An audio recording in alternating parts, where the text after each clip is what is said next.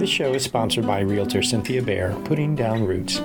Visit your in-town real estate specialist in Atlanta at cynthiabaer.com. And Wonder Shop, a co-working community and after-hours who knows what in Candler Park. Check us out at wondershopatl.com. Howdy, good gracious family. It is Boyd here, and it is Friday, June 8th, 2018. This is episode, good gracious, 108. So what's in a name when you're trying to create a band? How do you get legendary musician Peter Case to produce your album? How does Hair of the Dog, a Cajun band here in Atlanta, impact popular Americana? These are all things you'll learn about. You are now tuned in to the Good Gracious Show.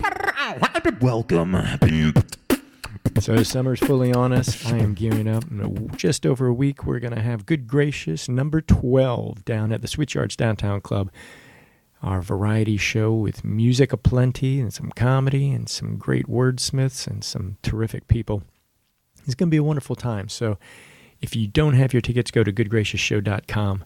Get your tickets. There could be some at the door. I'm hoping, no offense, that we're sold out before the day. Either way, that show's coming up, but that did not stop me from cranking out this podcast with the wonderful Heart Hunters. Drew and Bree are a super couple. I mean, we sat down and just had a nice laid-back conversation. They are so warm and giving and extremely talented. I think you're really going to enjoy the chat. What I will say is I've been working this weird sound lately, trying to figure it out. When I record at Wonder Shop, I've done it really in a studio space, very quiet. And then I kind of like doing it out where there's a little bit of noise. So you'll definitely get a feel like you're in a city because where I record most of the time, Wonder Shop, is on the corner of Oakdale and McClendon. So it's just this, it's a street corner. So you're going to hear things going on, but it makes it kind of lively. Let me know what you think. If it's too annoying, maybe I cut it out and I go back to the nice, serene studio. Anyway, this is a great episode, and it's just kind of stripped down and fun, and I hope you enjoy.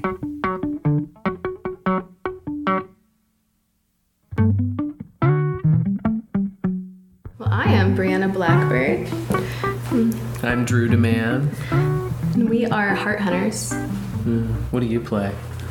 Play lots of things. I play upright bass and guitar in our project.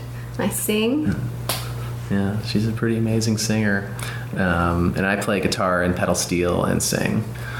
And we make a lot of noise together.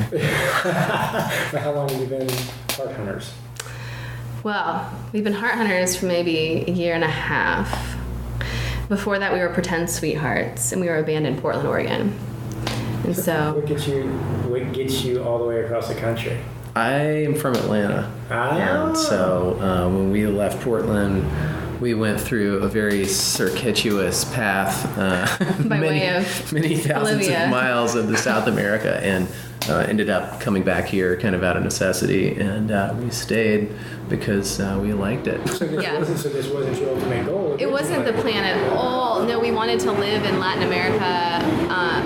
We have 2 kids, and we wanted them to be bilingual without having to really think about it. Right. And also, it's inexpensive to live in Latin America, and I want to speak Spanish. We had a lot of reasons, and we kind of wanted to live outside of the U.S., but ultimately, many family things that we just had no control over brought us to Atlanta initially, and then I love Atlanta. I don't know. I just totally fell in love with it. That's awesome. And I'm from the West Coast. I'm from Portland, and I've lived in a lot of different places, and I just felt like this is the perfect spot for us to have a home base for our music and for our family, and so, yeah.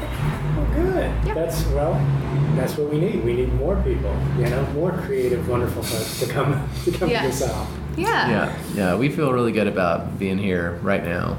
Yeah. And so when you were doing the other project before Heart Hunters, what what morphed that? Was that you guys moving or changing band members, or was it just the two of you then too? Well, it was just the two of us, although in Portland we always had band members, bandmates that we could call on if we wanted to have a full band show, but we kind of brought our thing to Atlanta when we landed here, and eventually we kind of ended up being a trio with another musician while we were here. Under Pretend Sweethearts. So there were kind of many incarnations as Pretend Sweethearts. But then we started making a new record, and that was probably a year and a half worth, really, of like planning and execution, getting there, finding the right producer and everything. And during that time, we realized that Pretend Sweethearts didn't really fit us all that well, and that we wanted something that sounded that had more authenticity, more kind of earnest. So was it moving the style of music a bit? Not really. Not really. I added upright bass, so I've been playing upright bass for like a couple years, and so that was a sound change for sure. I used to play keys in the band, so like there have been some changes, but not so much with the name. That just The name change was the name. Like we liked the name. It came out of a Rumi poem, but people took it really literally and thought we were being ironic because we're married and we've got kids, and it was really more like a call to play.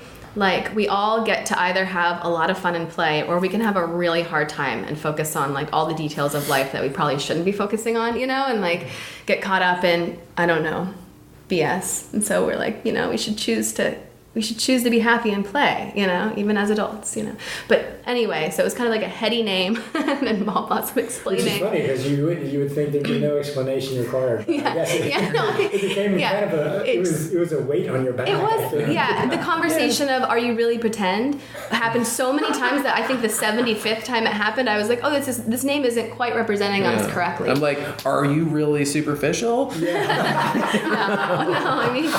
But I don't actually. I couldn't muster that to say to anybody, but it reminds you how arbitrary band names are. When I think back to like what a lot of band names were in the 90s for like alt rock and indie rock bands, it's like some pretty ridiculous combinations of words that You go back to the 60s and 70s, or even really totally that's obscure. So Garth Hudson talking in The Last Waltz about bands like Chocolate Subway or like Strawberry Alarm Clock. Flying Burrito Brothers. I mean, like, what is that about?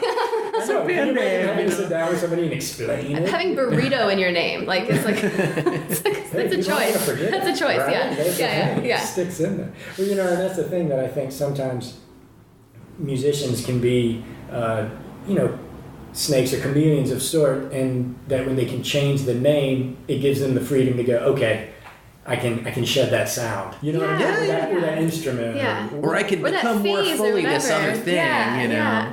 No, I do feel like us owning Heart Hunters has been a big step up for us with just owning that, like, we love our music, we want to do our music, we're going to continue, and it's sort of like kind of recommitting, to like our path, so. But the coolest thing about that name though is that somebody asked us, were we interested in changing our name, and we thought about it, and the first thing that came to me was Heart Hunter, and it was interesting that it came to me in sort of like an interior image in my mind of a glyph on a cave wall of a woman with a bow, drawing a bow and arrow, and I was like, that's Bree, and that's it. You're the bison, the terrified bison running down the wall.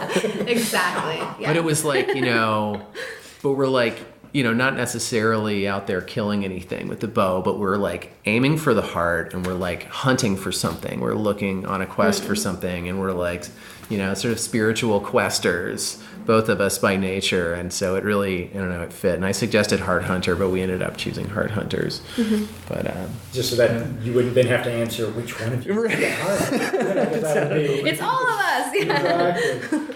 Well, what do you feel like your music, when you try to describe it to people, or what you're trying to access, what is it that you think you're trying to do, if you are kind of going out on that quest, so to speak? We have this phrase that we like to use, taking people home. Yeah. So I think that's the highest goal, right? When you perform or when you write a song, that it kind of takes people home, however that translates for them, you know? Meaning a good place. Yeah. A place, maybe back to the heart, you know, like maybe it connects them with their heart, or, you know, and I think maybe one another even. Yeah. And our art is definitely political, but it's also personal, and we don't really differentiate the two, you know? And I think we just want to make honest art, you know, and like really try to go for the stuff that we should be talking about right now as a society.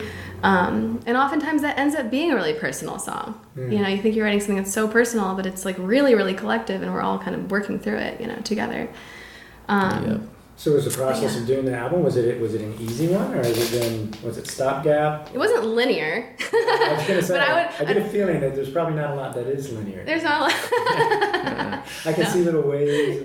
It's a quest, you know, Yeah. and that's It's totally a quest. partly. I think both of us have always been drawn to making a particular kind of music, like not classical music, because in all forms of like rock and roll, pop music, folk music, there's an essential sort of journeying that happens, like itinerant blues musicians, you know, Woody Guthrie, Whitman-esque train hopping and hitchhiking, and you know, but journeys of music is a big part of being on the road, you know, and well, and you're taking stories, in theory, when you're on the road, you're taking stories from one place to another. Exactly. You know, some people don't realize, but maybe that's why folks find it so much more interesting to hear someone from Portland. So if you put yourself as a Portland band and you play in Atlanta, all of a sudden it's like, oh, you got to go hear this. But if you're an Atlanta band singing the exact same song, the same spirit, it's like, well,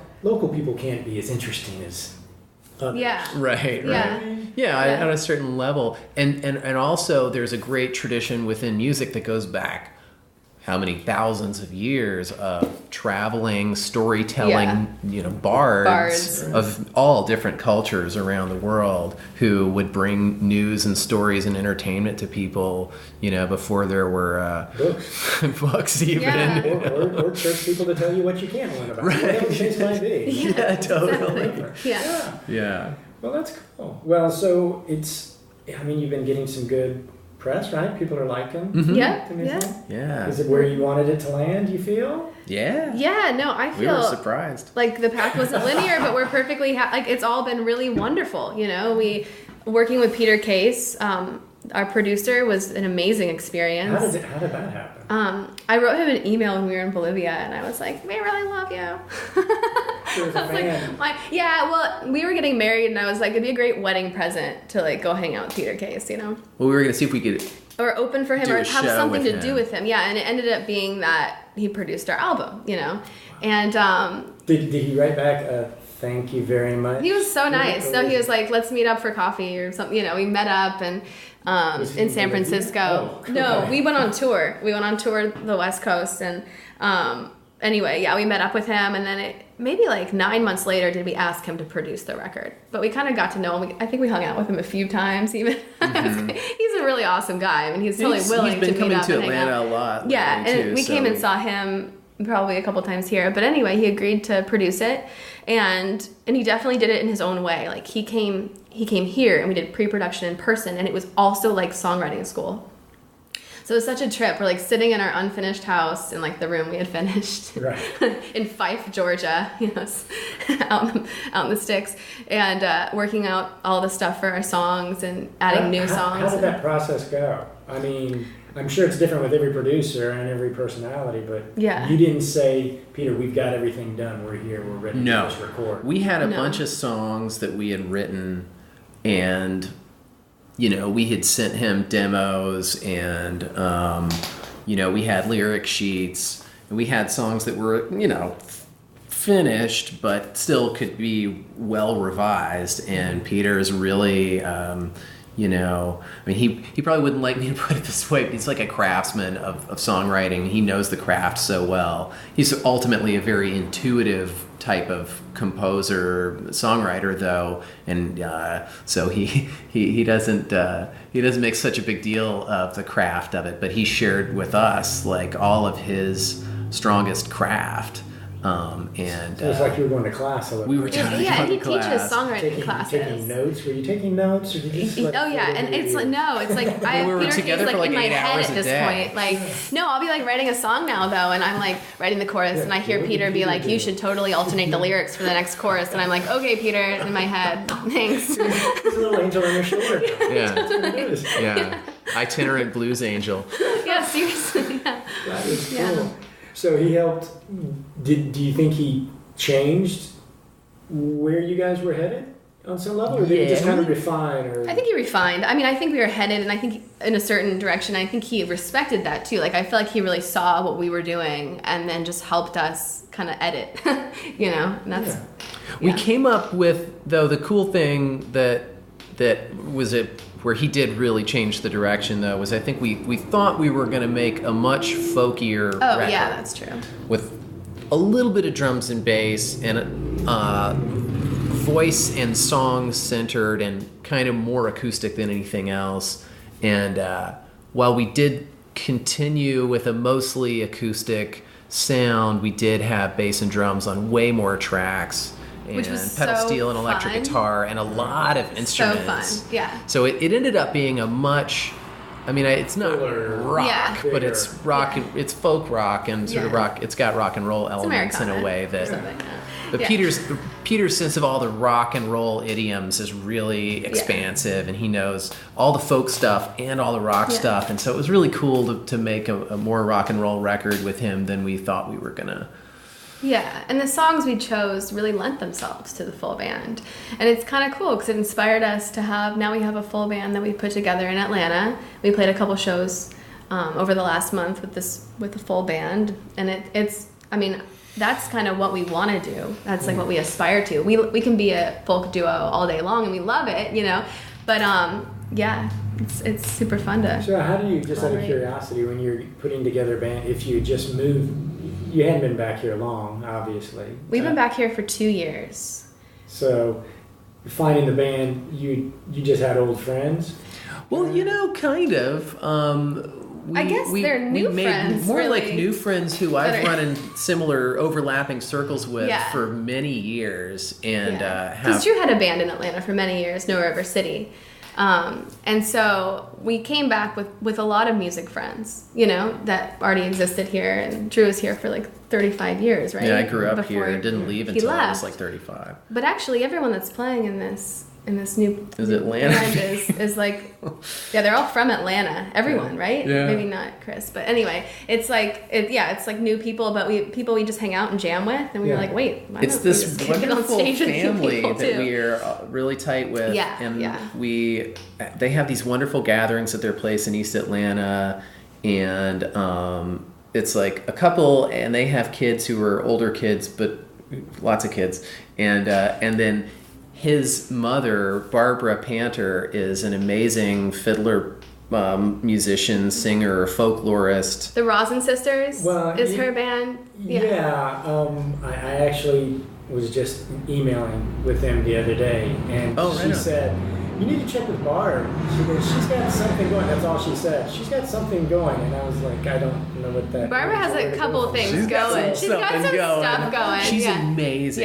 Yeah. And so she's playing with us, but so we've been hanging out with these people, and her son John and his wife Audrey, they all had a band together for years, Hair of the Dog, the Cajun band, Yeah. I right? used to go dance to it. Yeah, I worked okay. at Knights of Columbus. Yeah. Yeah, tell me too. Yeah, over on Beaufort Highway. Yeah. That was awesome. So basically, those folks, I Hair of the gotcha. Dog folks, Oh yeah.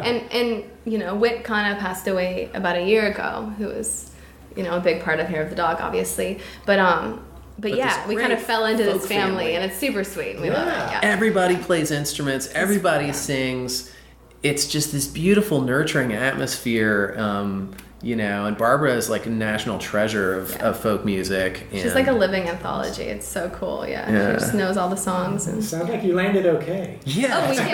Well, that's partly why we decided to stay. I was like, I'm not leaving here. Yeah, Like, this yeah. is pretty perfect for, you know, for us. Well, and yeah. especially when you got little ones, you're like, Yeah, that's what you want. You and we're want all extended tied into family. yeah, Yeah. we're all tied into the Atlanta Homeschool Co-op and like the community here for our kids too. So yeah. we love Atlanta. Well, that's awesome. So, what's the next plan? I mean, are you guys Tour. You hit the road? When We you have a start? music video that we filmed on Monday. Nice. And with the woman Stacy Huckabee, and she's out of Nashville, and we just like love her videos. So we were like, Did you send her an again, I email? wrote her an email. She's like, we really love you. Well, it turns out she's friends with Peter. I knew So they knew each other. So Yeah. it's just, the world's getting smaller. The world is getting smaller. and our That's booking true. agent recommended So it was her, kind of yeah. like, okay. And she and I were already friends on Facebook for like a year, so I knew who she was and what she did, and then Yeah. I was like, okay, well, we're definitely gonna work with her. So we made this crazy video that It's gonna be so it's gonna be really cool. Yeah, we'll see it soon and we'll share it soon, and that's kind of the next thing. And then we tour and we release the record on July 20th. So we'll have a CD release in Portland because we're still we're like a bi-coastal band at this point. And we'll do a little West Coast run, and we'll just start touring from that point on with both the kids. So now we're just kind of getting everything in You gear. just got the VW bus ready, right? We have a veggie oil van that is almost ready. There you go. And so we'll all fit in it because we were kind of growing out of our other vehicles with we added the upright, and then we have 2 car I was seats. gonna say. You know, so we're like, We have need a little more toured space. packed into a minivan. Yeah. Yeah. So That'll do it. Yeah. Yeah, the upright right there makes a huge Oh, difference. yeah, it does. Yeah. We're like all climbing over it, you know. And so anyway, we're excited about that van, and we'll hit the road. You just hit the road. How long will you guys be touring, do you think? Oh, a couple of Just do weeks. little- Couple few weeks at a on the time, West yeah. Coast. You know, when Yeah. you go far away, it's worth it to stay out there for a minute. But And we my can- whole family's on the West Coast. So part of us going to the West Coast is like seeing my grandma who's 90, you know, and reconnecting with my family out there. So yeah. And we can get all from top to bottom on the West Coast and have places to play and people to come out, and that's because we were a West Coast band. people for to a watch long our time. kids. People to watch our kids. Yeah, you got Hilton Places we to do. stay. Yeah. And you know all Yeah. the venues and all the people. Yeah, that's where we've been centered, you know. But I'm excited to be in the Southeast because, you know, we can go away for a weekend and play shows, you know. And so everything's really close together, and it's all new to me, you know. So Yeah. I love traveling, you know. So I'm like, it's super fun to explore the Southeast. Well, if people want to learn more about your music or figure out where you're playing, what's the best way for them to do that? We have a Facebook page that we're pretty good about updating, but It's called the internet, and you can. Some people call it surfing the web, and we have a website. we do have a that's- website. it's It's a- hearthunters.love. Yeah, or hearthuntersmusic.com. For, yeah, we had 2. One for the less imaginative. If Yeah. you need a .com, we got it. But we try to play to all of the multiple intelligences. Right. It's hard these days, man. There's too many out there. And then all these There's too people many. are firing emails at you from all over the world. You never know who's your market anymore, man. We also do post a lot of cool pictures on Instagram, and Yeah. I like that because it's just pretty pictures and nobody's screaming about anything. Not Yeah. usually, yeah. yeah. But if you hop on our website, you can join our email list, and then everyone will get updated where we're playing and video stuff, and Yeah. yeah. It's all good. Well, Yeah. thanks for coming in today. I appreciate it. Yeah, Thanks thank for you, having boy. us. Yeah. Right on. Yeah, this one I actually wrote myself sitting on the edge of the what's that place? The woods over there where we used to live in Lake Claire. Oh, the Fraser Forest. Yeah, the Fraser Yeah. Forest. Yeah, we were we lived right there in Bill and Jacqueline's house on Harold Avenue, which backs right up to the forest and has a rope swing over the creek and stuff. And Bree said, "Just go outside and write that song." I do that sometimes. I Go do it. Got my assignment and went outside on the deck and wrote it on a a song. spring day.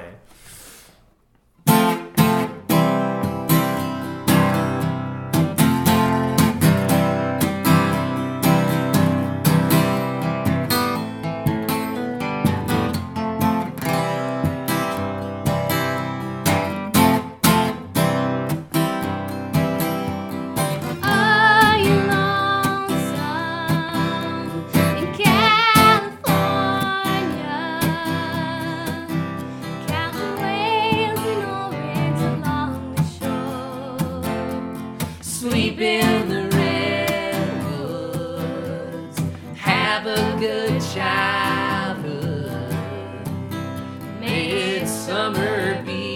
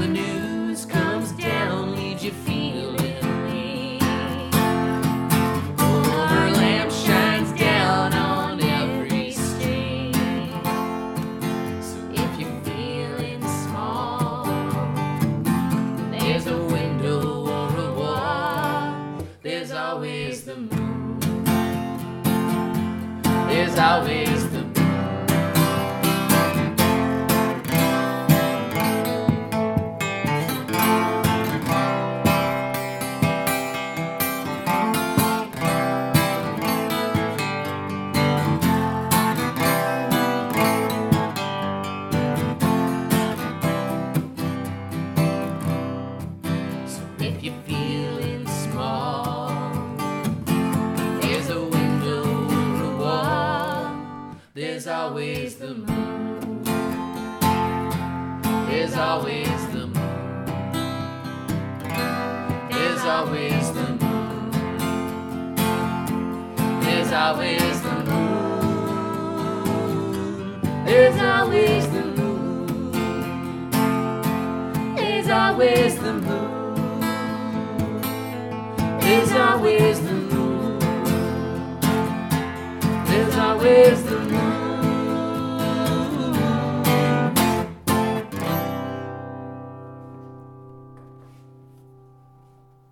Well, that's it for another Good Gracious Show episode. I hope you enjoyed it. Do give me some feedback. Always interested in what you hear and what you like, as well as maybe some other guests that would be fun and interesting. You know, musicians, artists, and change makers. That's what I'm looking for, to shine a spotlight of goodness on the South and all the amazing talent around us. So obviously, you can stream this podcast from the website, www.goodgraciousshow.com, or you can download it from iTunes, Stitcher, Google Play, all those places. If you're into getting into RSS feeds and things, you can check on the website, and it'll give you some tips if you're kind of new to it. All the wonderful people, and I call it Southern Fun for Everyone. You can also follow us on Twitter, GG Show Atlanta, Instagram, got something there too, Facebook, all those things, and sign up for the newsletter, and you'll find out when the next live show is, as well as any other fun little tidbits we have going on. So I hope you're having a fabulous summer. I'd love to see you down at Good Gracious 12 down on the Switchyards on June 16th, Saturday night, 8 o'clock. Yeah, if you want to bring the kids, you can. It's also a great date night. It's a very laid-back family-style Ed Sullivan show meets a Prairie Home Companion thing. And that's about it. So go hug somebody, be a good neighbor, and we'll see you next week.